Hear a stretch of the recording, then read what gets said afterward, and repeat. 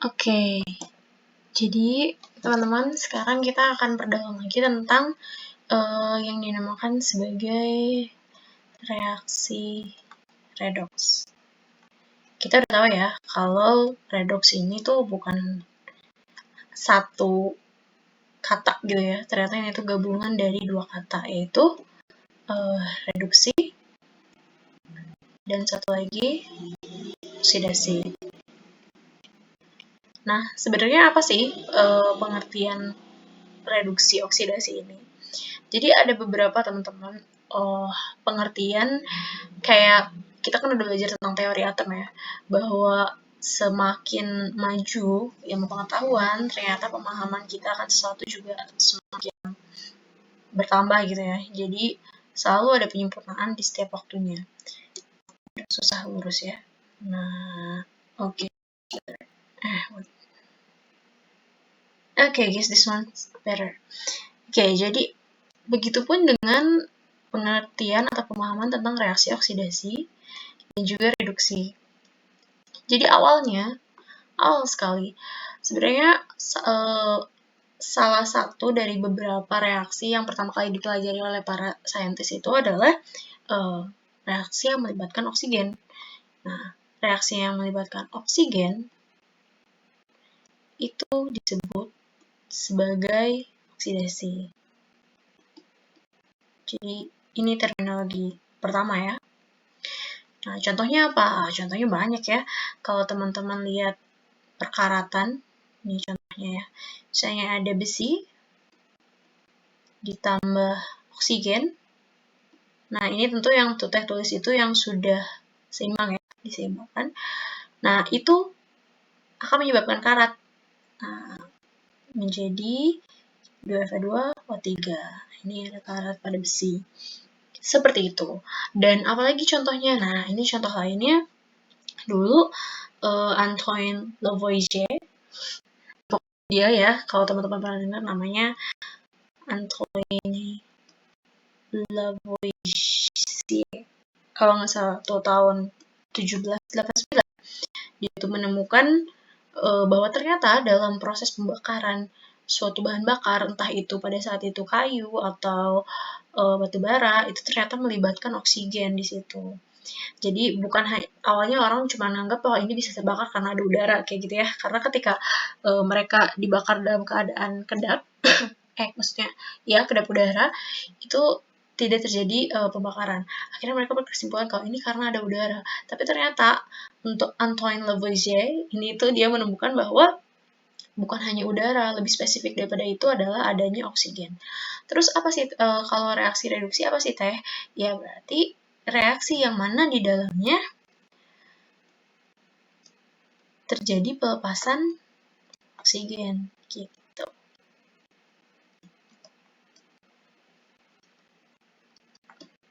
Nah, reaksi ini contohnya apa? Contohnya ya banyak ya. Kalau misalnya ini teteh dapat dari buku nih, ada kufur oksida ditambah H2 menjadi CO ditambah H2O.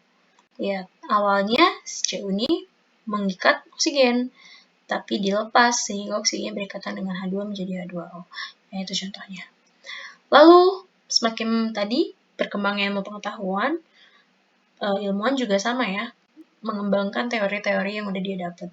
Nah, semakin kesini ilmuwan makin menyadari bahwa ternyata oksidasi itu yang pelibatan oksigen itu adalah hanya sebagian kecil gitu ya, sebagian dari reaksi yang ada di situ.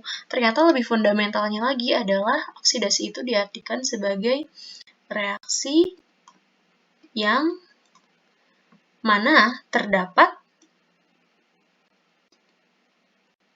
pelepasan apa yang dilepas? Elektron. Nah, elektron di sini kita tulisnya gini ya. Nah, gitu. Contohnya gimana? Contohnya banyak nih kita temukan. Ini juga udah dibahas waktu kita belajar unsur-unsur ya. Bahwa sebagai contoh misalnya di sini ada natrium. Natrium itu kan golongan pertama ya. Nah, dia itu ingin kalau misalnya semua unsur itu kan pada dasarnya ya, kita terminologikan saja maksudnya, ya kita pahami saja supaya mudah, itu selalu ingin untuk mencapai bilangan oktet gitu ya. Jadi kayak konfigurasi unsur gas mulia kayak gitu. Nah, Na itu unsur pertama. Jadi lebih mudah bagi dia untuk apa? Untuk melepaskan satu elektron ya, sehingga konfigurasinya menjadi konfigurasi gas mulia. Atau ya kita bilang dia lebih mudah untuk lepas satu elektron lah ya. Ya untuk hal itu, untuk yang tadi, supaya konfigurasinya menjadi konfigurasi gas mulia, dia akan butuh untuk melepas elektron. Jadi seperti ini. Jadi Na plus ditambah elektron. Elektron di sini karena ditambah bukan berarti dia ini ya, kalau di sebelah kanan elektronnya berarti dia itu dilepaskan. Nah, kalau reaksi reduksi berarti apa? Ya berarti reaksi yang mana terdapat penangkapan pasti ya, penangkapan elektron. Nah, seperti itu. Elektron. Contohnya temannya Na biasanya nih, NaCl. Cl untuk menjadi konfigurasinya gas mulia itu, dia kan golongan 7A ya. Untuk bisa konfigurasi gas mulia itu kan 8A tuh. Nah, dia akan cenderung lebih mudah untuk menangkap satu elektron menjadi Cl-, kayak gitu. Nah, kalau elektronnya ada sebelah kiri, berarti dia ditangkap ya, sehingga menjadi sesuatu yang lain, yaitu Cl-, kayak gitu. Nah, ini adalah terminologi yang kedua. Lalu, ada lagi yang ketiga. Ternyata, reaksi oksidasi itu diartikan juga sebagai reaksi yang mana terjadi kenaikan bilangan oksidasi atau bilox ya. Jadi, terjadi kenaikan bilox. Nah, contohnya kayak gimana? Jadi bilox itu sebenarnya apa sih bilox itu? Nah, bilangan oksidasi atau ya oxidation number kalau misalnya itu tuh adalah suatu angka yang menyatakan keberadaan elektron transfer di situ. Kayak apa ya? Kalau di sini tuh bahasanya buku tuh adalah sesuatu yang bisa bikin kita tahu nih di situ tuh terjadi elektron transfer atau tidak kayak gitu. Contohnya di sini ya. Lihat. Ini bilangan oksidasinya Na kita udah tahu ya. Kalau misalnya Na aja, unsur aja itu 0. Nah, ketika ada transfer elektron, maka dia naik bilangan oksidasinya jadi plus 1. Kenapa teh dia dinyatakan sebagai plus 1 biloxnya ya? Tadi bilangan oksidasi kan, jadi bilangan oksidasi itu ya dia terjadi oksidasi atau tidak. Nah, dia ternyata di Na ini dia tuh terjadi oksidasi. Berapa oksidasinya? 1. Kenapa 1 teh? Ya ini karena dia melepas 1 elektron.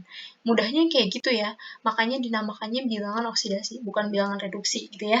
Nah, karena ya itu untuk menilai oksidasinya itu seberapa banyak, yang artinya seberapa banyak elektron yang dia lepas, kayak gitu ya. Nah, di sini jika ada kenaikan bilox, kenaikan tuh dilihatnya dari mana? Naik itu kan berarti harus ada awal dulu, ada akhir kan. Awalnya misalnya di bawah sini. Kalau dia naik, berarti ya akhirnya lebih tinggi daripada awalnya.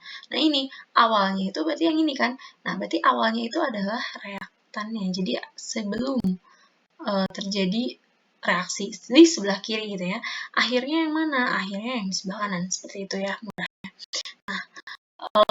Jadinya kalau misalnya ada kenaikan bilox, itu lihatnya dari mana teh? Nah ini naik atau tidaknya itu ada aturannya ya.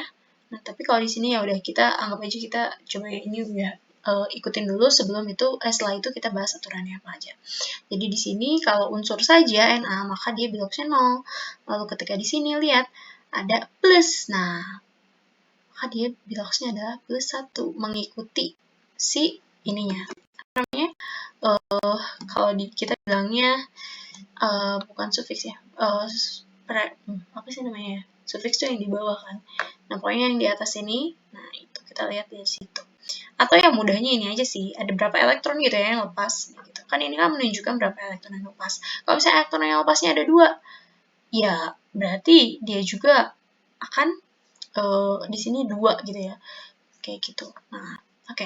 Jadi terjadi kenaikan bilox, contohnya seperti itu. Berarti ini termasuk yang reaksi oksidasi. Lalu kalau misalnya reaksi reduksi apa? Ya berarti simple.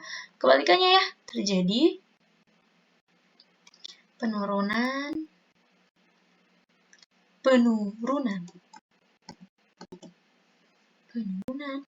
bilox gitu. Ya. Oke. Aduh, ini agak jelek tulisannya. Oke, jadi sederhananya kayak gitu ya, bilang oksidasi dan reduksi ini. Coba dipahami konsepnya supaya teman-teman ya lebih gampang aja sih kalau aku. Kalau teman-teman udah tahu sebenarnya ini tuh ngomongin apa sih gitu kan ya. Pertama kita tuh harus tahu dulu ini tuh bahasanya tuh apa, tentang apa, dan kenapa kayak gitu. Gitu.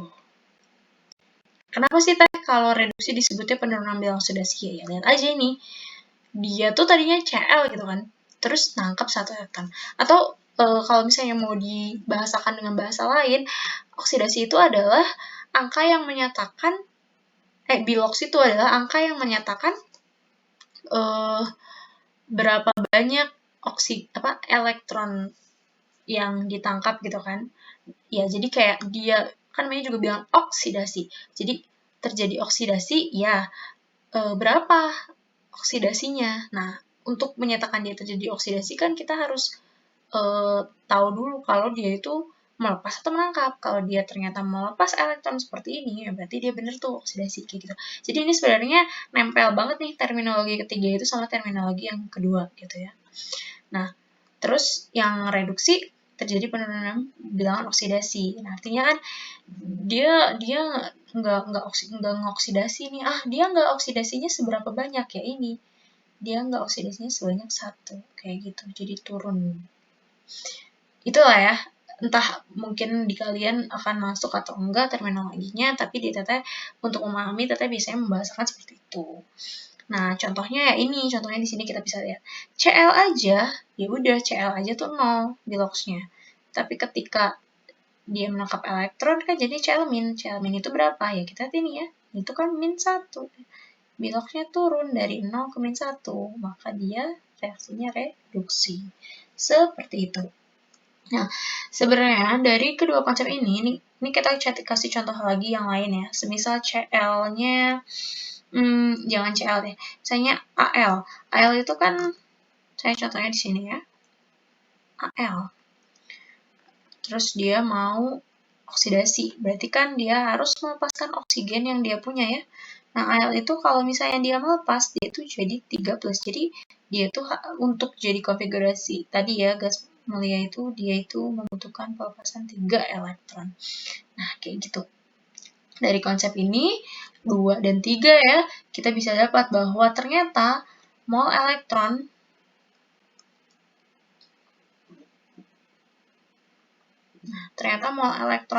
yang menyertai reaksi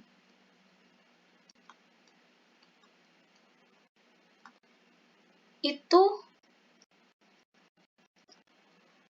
jumlahnya sama dengan delta bilangan oksidasi. Delta itu kan artinya selisih ya.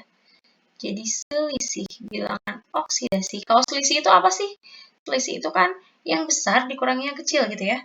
Nah, selisih itu yang besar dikurangi yang kecil. Delta BO atau selisih bilangan oksidasi dikalikan dengan jumlah atomnya. Nah, di sini kita bisa lihat selisih. Ini contoh dari yang ini ya. Nih, contoh yang ini.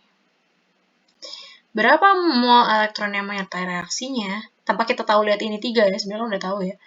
Selisih bilangan oksidasi, lihat. Di sini bilangan oksidasinya kan 0. Lalu di sini naik jadi 3. Selisihnya berapa? Berarti 3. Dikali jumlah atomnya.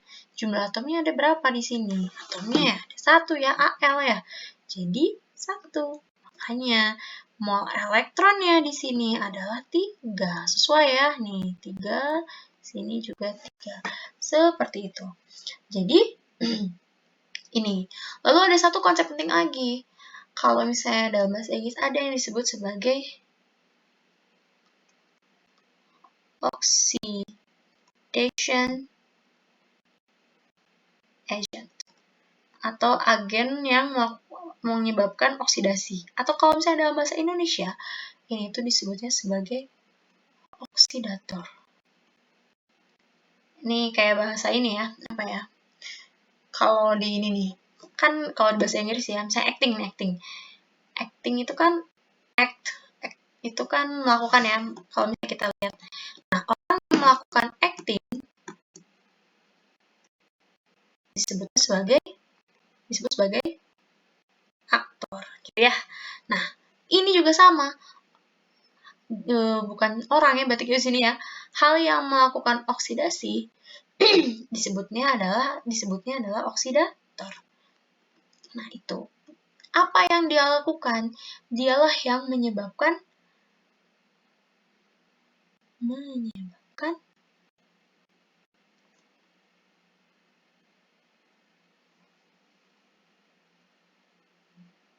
senyawa lain teroksidasi. Berarti kalau senyawa yang teroksidasi dia kenapa? Dia gimana? Ya kalau dia sendiri, ya dia tuh mengalami reduksi gitu ya. Reduksi gitu. Nah, reaksi reduksi dan oksidasi ini tuh selalu barengan ya, jadi nggak bisa dipisahkan. Nah, sekarang kalau ada yang namanya reduction agent. Apa? Kalau bahasa Indonesianya, yaitu reduktor. Kebalikannya ya, dia itu menyebabkan senyawa lain ya terreduksi. Kalau dianya kayak gimana? Ya kalau dianya karena senyawa lain yang tereduksi ya dianya berarti mengalami sebaliknya oksidasi. Seperti itu. Oke, sekian dulu untuk pengenalan konsep reaksi reduksi oksidasi.